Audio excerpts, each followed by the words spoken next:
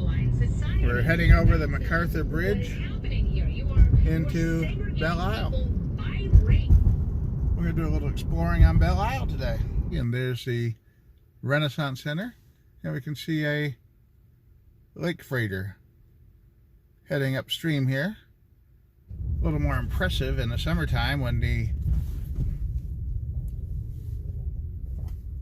water is flowing and it's lit up, I think, at night, but it's still a beautiful architectural piece.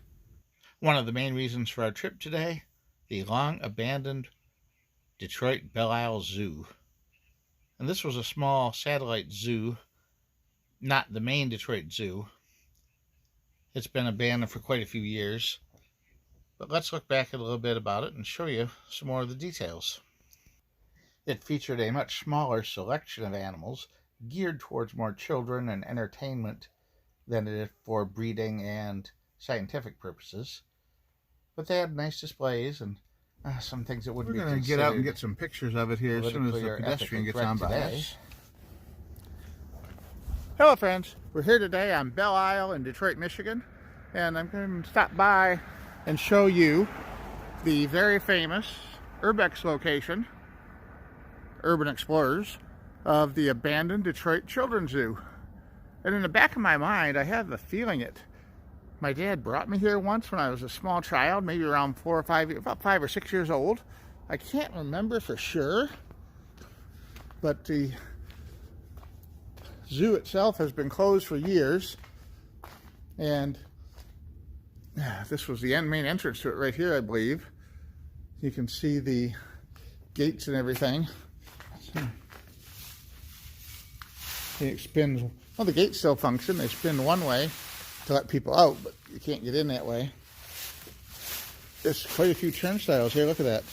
And I know that people have entered into the zoo in the past, and they certainly didn't get in through the gates here, though, which is probably a good thing. I'm trying to see if we can get a clear shot in there. It's really hard because of all the undergrowth and the stupid roof overhang here. But you can see that it's definitely had its share of explorers in there over the years.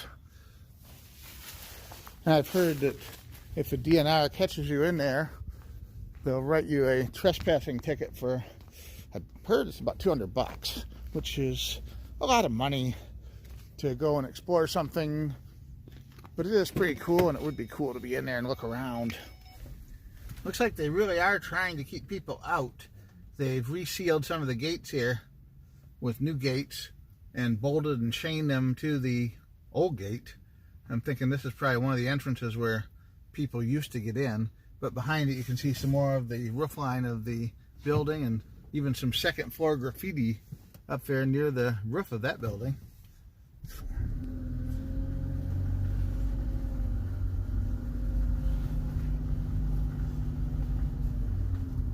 It looks like it was quite a large zoo, though, at one time. And I've seen pictures of it. Here's some pictures from back in the day. One of the things, it looks like they used to let small children ride on the backs of the Galapagos tortoises. And, you know, in the back of my mind, that's part of what I feel like I remember from my childhood days, that I wanted to ride on one of the tortoises, but even back then, I was too heavy, and I couldn't do it, because even at like 5 years old, I was too heavy for that sort of thing. It was more for like 2- and 3-year-olds, but, you know, here's another interesting building on the backside.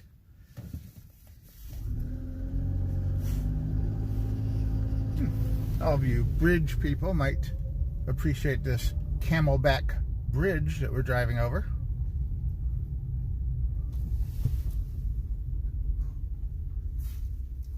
I have no idea if this is really old.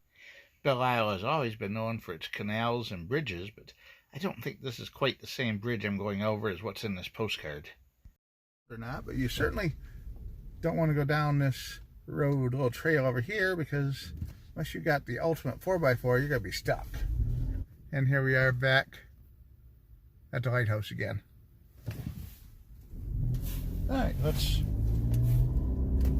get moving and get on out of here. Thanks for coming along with me today.